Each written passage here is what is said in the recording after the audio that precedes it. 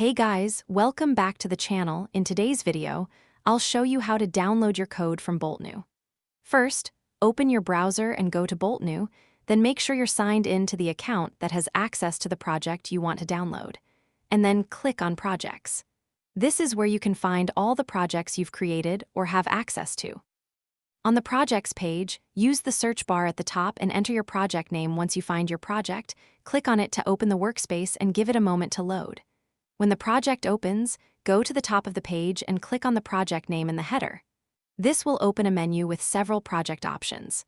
From this menu, find Export and hover over it to reveal the available export options. Then, click Download. Bolt will start preparing your project files, which may take a few moments depending on the size of your project.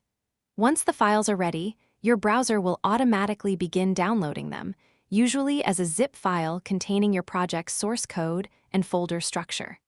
You can check your browser's download area to monitor the progress. By default, after the download is complete, you'll have a packaged copy of your project that you can use on your computer.